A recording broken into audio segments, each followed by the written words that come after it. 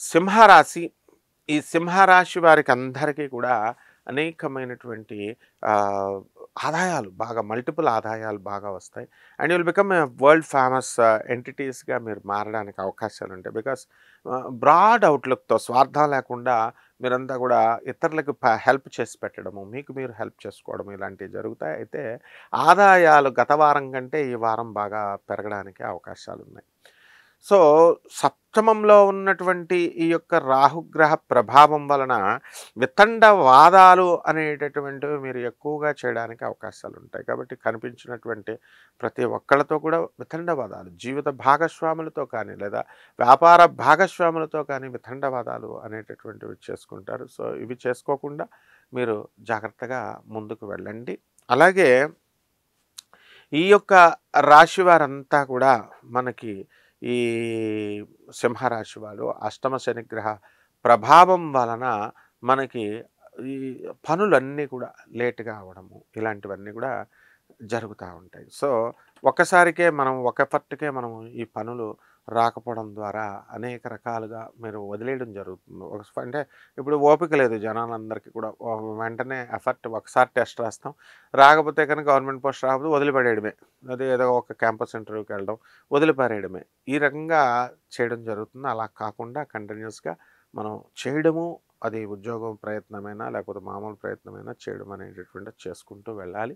ఈ రకంగా చేసుకున్నప్పుడు ఖచ్చితంగా మీకు మంచి లాభం అనేటటువంటిది జరగడానికి అవకాశాలుంటాయి.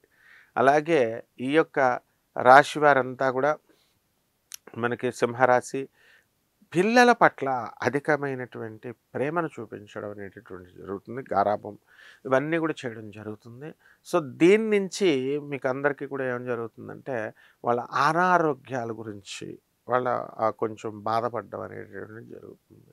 సో, ఆరోగ్యం బాగున్న పిల్లలకు కూడా కొలంబియా యూనివర్సిటీ లాంటి యూనివర్సిటీస్‌లో సీట్లు రావడం, అలాగే వీళ్ళకి ఎవరైతే ఉన్నారో ఇటువంటి వాళ్ళు ఆహ్, వీళ్ళకి లేకపోవడము, పిల్లలు అనారోగ్యంగా ఉన్నటువంటి పిల్లలకి కాస్త ఇంకా మంచి జరగలేదు అనేటటువంటి బాధ అనేటటువంటిది ఉంటుంది. ఇదంతా కూడా కర్మ సిద్ధాంతం ప్రకారం జరిగింది అనేటటువంటి విషయం తెలుసుకొని కాస్త కుదుటపడడం జరుగుతుంది. అండ్ ఈ యొక్క సింహరాశి వారంతా కూడా ఎక్కువ జనరాసిటీ అనేటటువంటిది ఎక్కువ కనబడుతుంది, దయాగుణం. దానివల్ల ఎక్కువ దాన ధర్మాలు, దైవ ఆలయాలు వెళ్ళడము ఇలాంటివన్నీ కూడా ఈ వారంలో మీకు చేయడం అనేటటువంటిది జరుగుతుంది. కాబట్టి ఈ రాశి వారంతా కూడా మనము కొత్త కొత్త ఇల్లు కొనాలి అనేటటువంటి ఆలోచన ఉంటుంది. అండ్ లాభంలో ఉన్నటువంటి గురుగ్రహ ప్రభావం వలన మిమ్మల్ని అందరినీ తీసుకెళ్ళి అడవిలో పడేసినప్పటికీ కూడా మళ్ళీ లేచి బ్రహ్మాండంగా మీరు వర్క్ చేసుకోవడము, లాభాల్లోకి మీరు వ్యాపారంని తీసుకెళ్ళడం ఇలాంటివి జరుగుతాయి. బిజినెసెస్ లాస్‌లో ఉన్నటువంటి బిజినెస్‌లు కూడా మళ్ళీ మీరు పైకి వచ్చేసి రికవర్ అవ్వడానికి అవకాశాలుంటాయి. దిస్ ఇస్ హౌ మీ యొక్క లైఫ్‌ని నిర్మాణం చేసుకోవాలా. అండ్ రైతుల దగ్గరకొచ్చేసరికి రైతులు కూడా మనకి కాస్త ఇబ్బందుల పాలవుతారు.